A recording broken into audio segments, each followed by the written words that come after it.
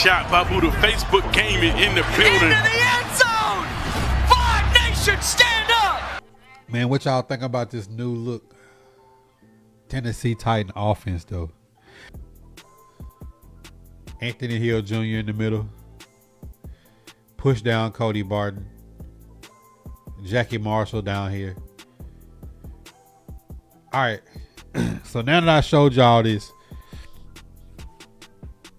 with all the upgrades in the offseason, which I give it an A+ for the offseason and the draft, what are the Tennessee Titans' biggest holes? He said we want all the smoke.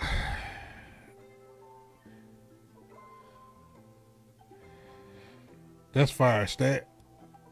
Solid moves in place to improve. All right. We in here for the shop. It's funny how we got a wide receiver for Cam and it's still not good enough. It was too high for media standards. Dre Day, my last YouTube. Anybody don't want to argue, man. If they go watch my last YouTube video about was Carnell Tate the best wide receiver we ever drafted in franchise history. If anybody watched that video and can unbiasedly say, no, he's not. What is there to talk about? Carnell Tate is the most talented receiver we've ever drafted in Nashville. Anybody want to debate that? Y'all know where I'm at. You know where to come find me. But you know how people gave us the worst. Hold on one second, chat.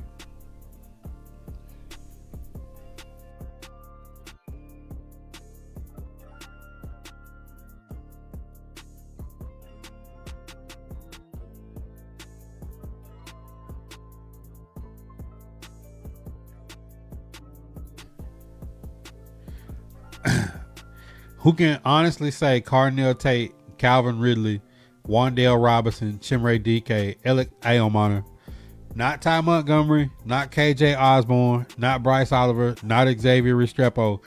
That is our first five off the bus. If you can't tell me that that's not the most dynamic looking wide receiver room in my memory that I can remember in Nashville. Like I said, man, y'all know where to find me at. Tony Pollard, Nick Singleton, Tajay Spears, Khalil Mullins will be the first four running backs. Whether they make any other kind of changes, who knows? I think Jaren Kanak is going to be tight end 4, which will play we don't run fullbacks. So I think Khalil Mullins and Jaren Kanak both are will be so good on special teams that they'll make the roster just off of that alone. Both of these guys were linebackers, and to be a linebacker at Michigan and Oklahoma, you have to be talented for multiple years. Gunnar Helm, Bellinger. I think David Martin Robinson might fight to hold his position as tight end 3-4. Pat Coogan, I think, wins the center position. We still don't know about Kevin Zeitler, but right now, Jackson Slater, Carmona, Slotman behind Coogan. Pete, who just got his 5th-year option for $19 million guaranteed next season, and then Cordell Volson. I think this is how it's going to end, and this is going to be Crenshaw Dixon right here, or Emil Wagner from Notre Dame if he fights his way from an undrafted free agent status to be in, because last year we had 11. Last year we came in with 11 offensive linemen. So we'll see. Talk to him. The new regime showing they want to help Cam succeed. How can people be upset with that? People that just want the Titans to be bad. I think he's the perfect fit. To be honest, Rontez, like when you look at this roster and you say Calvin Ridley can securely play wide receiver 2 role. He does not have to rush back off of injury if he feels you know, you can put him on a snap count and let him split reps with Chimere DK or Ellick, I think would be perfect. You know, I think the way they should actually stack this, you should put Ridley and DK rotating snaps, and then I think Ellick should come in to take the backup snaps for Carnell Tate, which will be less. I think that's a good way to go because you can always rotate DK or Ridley into a Wan'Dale spot, and if they decide to go 6 receivers deep on the 53, I hope Montgomery makes it. If not, you still got KJ Osborne, Bryce Oliver, and Restrepo, who are fully capable of playing behind Wan'Dale. I'm interested to see how this running back room shakes out. I think it can be fun. I like the idea of Pollard, Singleton, Spears, and Khalil Mullins. I think that's an upgrade over last year, you know, coming in with Julius Chestnut being running back 3. That wasn't promising. But I do like the way this new offense looks to be stacking up. Bobby Okereke, let him be the Mike. Hill Jr. can be the Sam. Gray can be the Will. But this the thing, Darnell. We'll pull up the defense. I got the defense as well.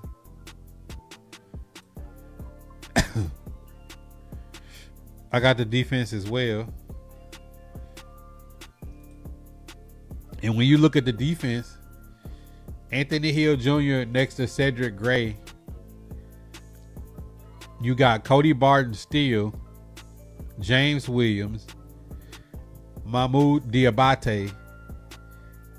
I think they got enough there. Because you got the kid out of UTSA that I like,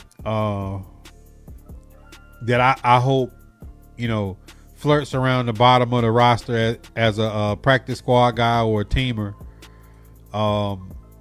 On my last post that I put on Facebook.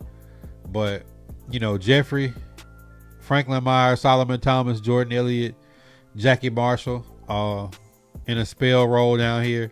You know they're going to rotate these guys. Alontae Taylor, Cordell Flott, Marcus Harris will be your top 3 with Josh Williams and Michael Robinson at 5. I think and I like the kid from Houston to be the 6 DB, the 6 corner. The safety out of USC, I like him to try to push into this group with Tony Adams and Jared Reed.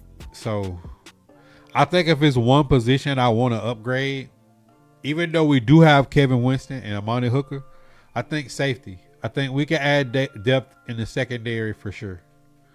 And I think if you wanted to be smart with some of that extra money that we have, I think that's the position that the Tennessee Titans need to strengthen.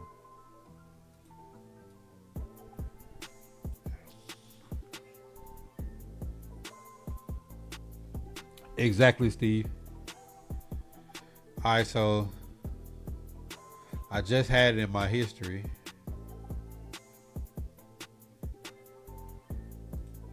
All right, here we go. And we will do it by age. And I'll let y'all see if something jump off the page to y'all.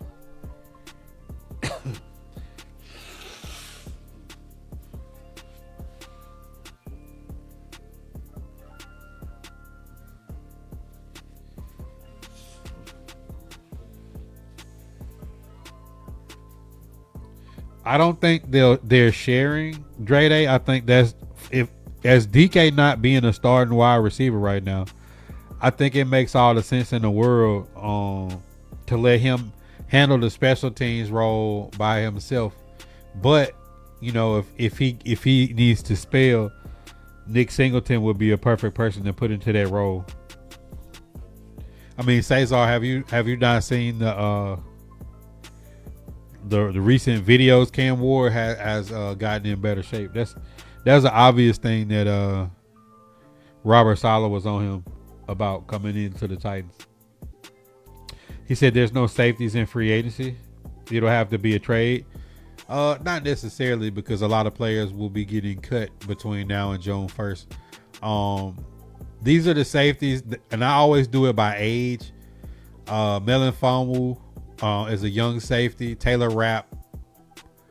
Obviously, Amadi and Sneed and Terrell Edmonds are former Titans. We don't want them back.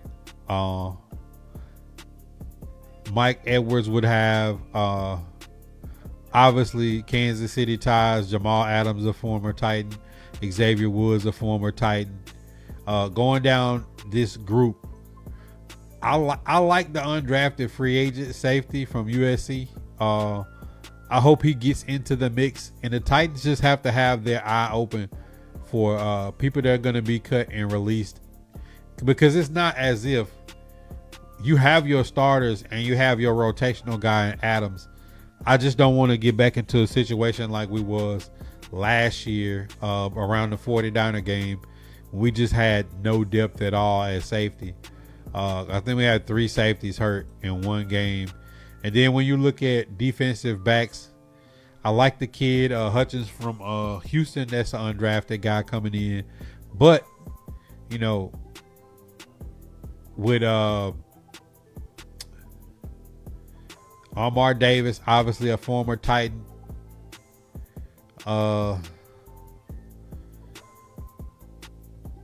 Jeff Okuda. Trevon Diggs has bounced around. Would definitely not be looking there. L'Jarius Sneed, definitely not looking there. Marshawn Lattimore, up in age. Adoree Jackson, former first-round pick of the Tennessee Titans. Tre'Davious White, up in age. Rasul Douglas, up in age.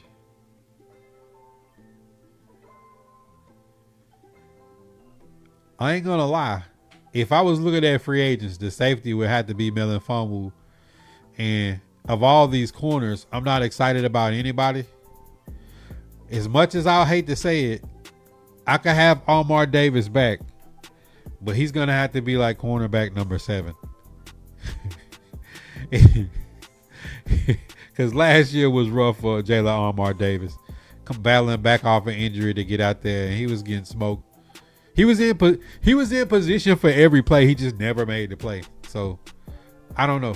I think secondary is definitely thin, but we do have the June 1st cuts. That hopefully some more talent will be added to this pool when it comes to secondary, which I think is the biggest hole for the Tennessee Titans, where they have a lack of depth at. Because as we sit now, if Cordell Flott or Alontae Taylor go down, we're going to be back in trouble again.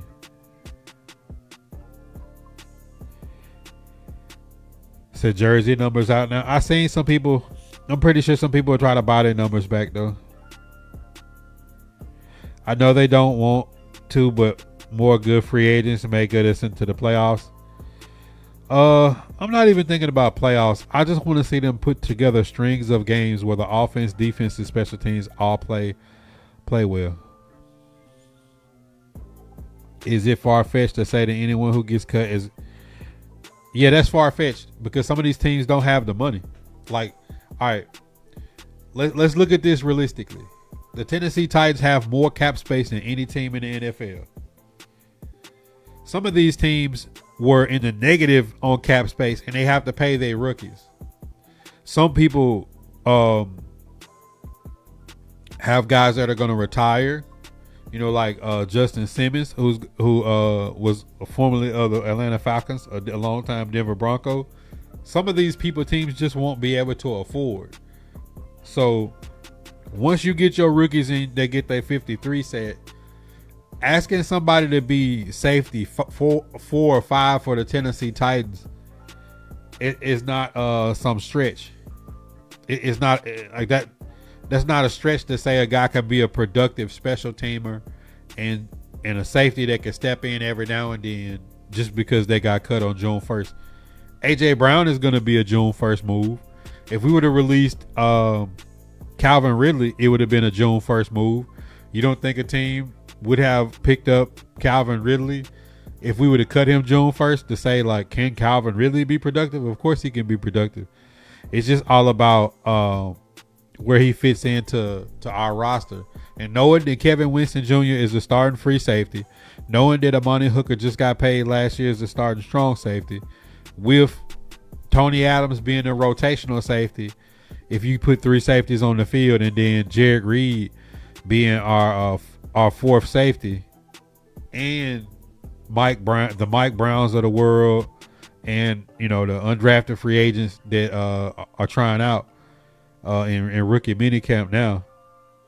Having a guy come in to be safety 5 is not far fetched to say you can get a guy on waivers. Now, if you're talking about like, can we get a productive left tackle? No, but picking up a safety that's gonna play special teams and come in for 50 snaps when somebody's hurt. That shouldn't be hard to find. Said Jordan Poyer, Aloy Gilman, Kyle Duggar, C.J. Gardner, Jordan Howden, Chuck Clark, Taylor Rapp. Because you're not asking the guy to be a starter. You're asking the guy to come in and just be in a rotational piece. But if I had my pick, I would go for Melon Fonwu, a bigger safety, athletic safety, and just think he's gonna get cut and got cut by the Miami Dolphins, who also had to get rid of Javon Holland and Minkah Fitzpatrick. So I mean, the Dolphins was having a fire sale, getting rid of a lot of good players. Nobody can convince me that Melon Fonwu or Taylor Rapp could beat out Jared Reed for safety 4 or 5. Yeah, they was picking on Armar Davis last year. And Samuel Womack. Oh my God, he was getting smoked. But I do think I like some of the undrafted free agents that we do have. I don't know if y'all seen my Facebook post. I'll pull it up, because I got these guys kind of pegged on who I like. If y'all follow my Twitch and my Kick, I think it was the other night we watched film on all the undrafted free agents on the list. But here it is. Safety Bishop Fitzgerald from USC. I like this kid. He's one of those good coverage safeties. Of course, I like Tyron Montgomery, the wide receiver, and Shaw Banks from UTSA. He would be perfect for special teams. He's a big hitter. And obviously the cornerback from Houston, Latrell McCutcheon Sr.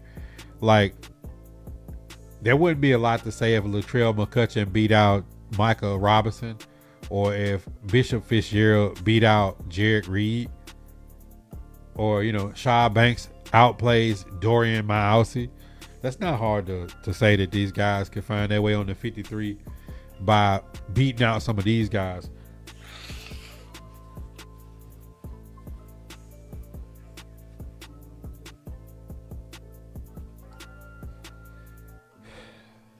He said Trevon Diggs. No, I mean, let me say this. I know we fall in love with some of the older names in the NFL, but the way I want the Titans to approach these secondary rotational guys, just like I thought about the free agent pieces that came, get people that would be on the edge of their second NFL contract. Melon Fonwu is 26. If he worked out as a rotational safety and he played for the Titans for the next 2 years, he'd be 28, 29 by the time he be done. I want guys like that are before 30, veteran guys that have been in the NFL locker room, that got talent, that might just be needing a new role to step into. Like, those are the type of players that I want them to get. Like Melon Fonwu and Taylor Rapp would be 2 rotational safeties I wouldn't mind having, along with this kid right here, Bishop Fitzgerald. That's my honest thoughts about some of those positions. Like I said, Joel Bitonio, but I want to see Pat Coogan, I want to see Sloatman, and I want to see Jackson Slater fight it out for center. I truly do. Because if that's the way I want to see. If you don't bring back Zietler, Put Jackson Slater, Carmona, Cordell Volson, Garrett Dellinger. Put him in a room and let them fight their way out of it.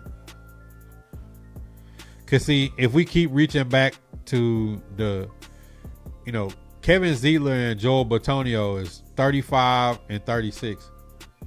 It's still going to be another temporary solution that's going to have us looking.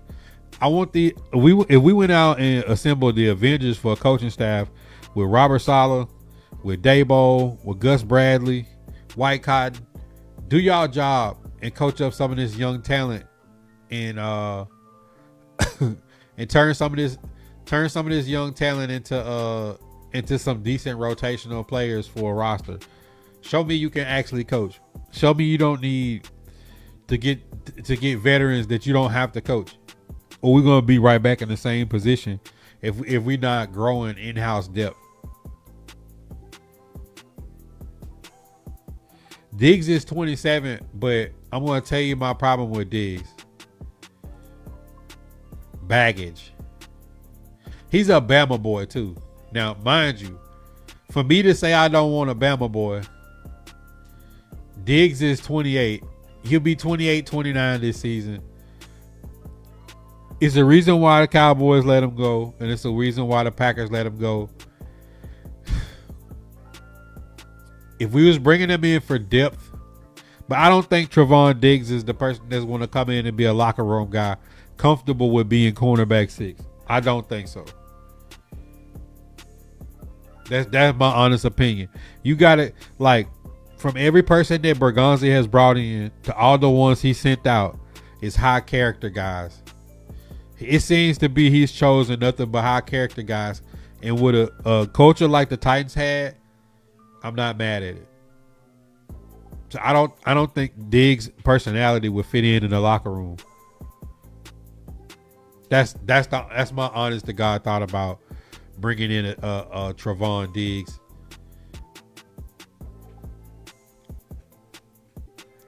I rather say bring take a shot at this take a shot at this kid from Houston and bring Armar Davis back if you have to. A person that I really wish that they would have brought back is Darrell Baker Jr. I wish we would have brought Darrell Baker Jr. back as cornerback 6. He's not cornerback 1 like they had him last year, putting him in an unfair position. If he's cornerback 6 or 7, it's perfect.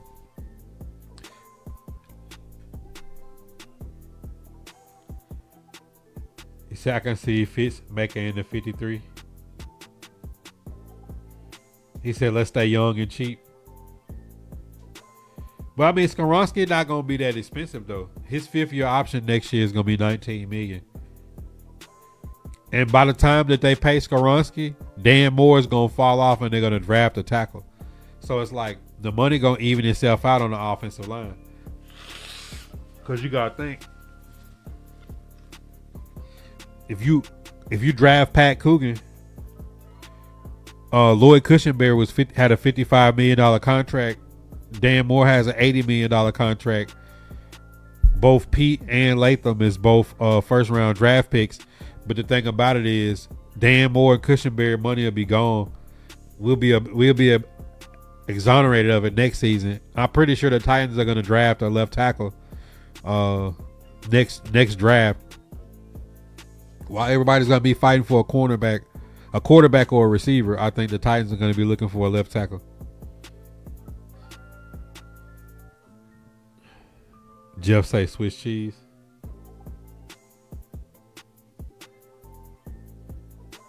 Not the bag lady. Corey. Yeah, I wish they would have brought back.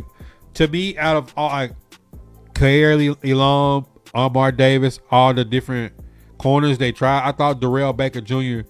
had the personality, the locker room guy, to bring him back as a depth corner. Because it would look better right now if you took Michael Robinson off and put Darrell Baker Jr. there. It's not like he was going to cost a lot of money. So I was a little bit perturbed that they didn't bring him back.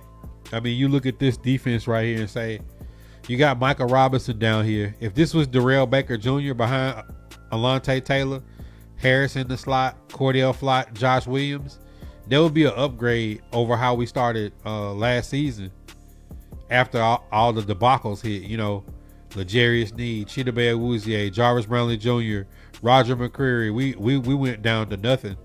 So, you know, like, getting quality backup guys that are going to be comfortable with their role, like Darrell Baker Jr., I thought that was one of the mistakes that we had in the offseason because he's cheap.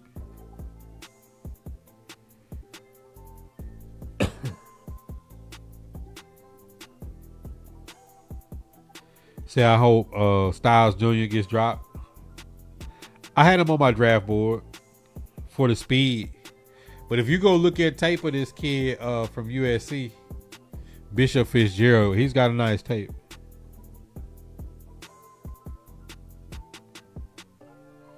.14, Tate the Great. Yeah, he on the Dolphins though, Corey. Like I thought Baker Jr. was a good rotational depth guy at cornerback. Like if it's a game where Cordell Flott or Alontae Taylor went down and Darrell Baker had to play a lot of snaps, I wouldn't be nervous. Bergonzi believes in Harris. I'm not talking about just Harris though. I'm talking about depth. See, we not even talking about the starters because we talking about the rookie minicamp guys and stuff like that. Like I'm very comfortable with Marcus Harris as the nickel corner with Taylor and Flott with Josh Williams. But Michael Robinson was a special teamer that flirted between safety and corner that we picked up off the Packers waivers. I'm saying the Titans need to have another decent corner right here that's capable of starting and another corner. Like realistically, this kid from Houston needs to work out. This kid from USC needs to work out, and the Titans still need to pick up another veteran corner and safety.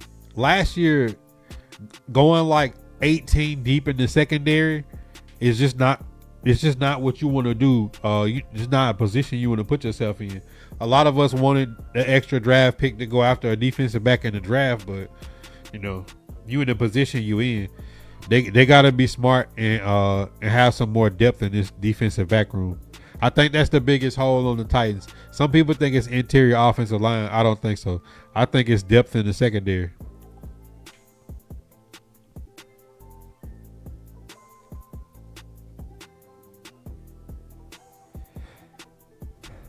Yeah, Stevie B.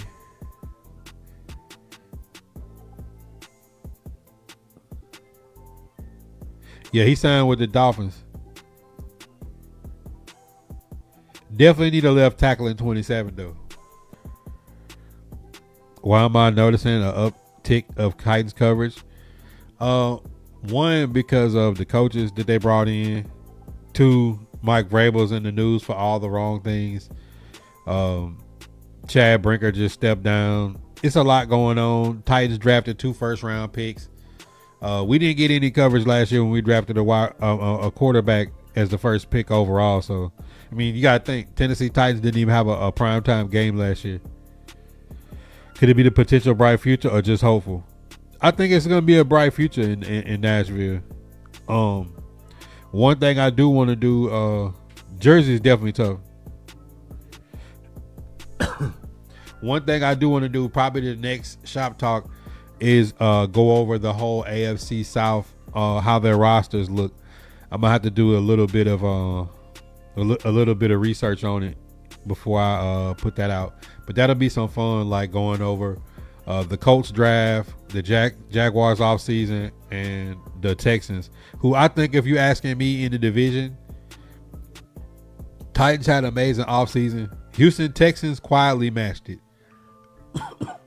Not crazy about the Colts and the Jaguars. Jaguars, I think, is dead last in who made the best moves in the AFC South, but Houston Texans silently matched the Titans.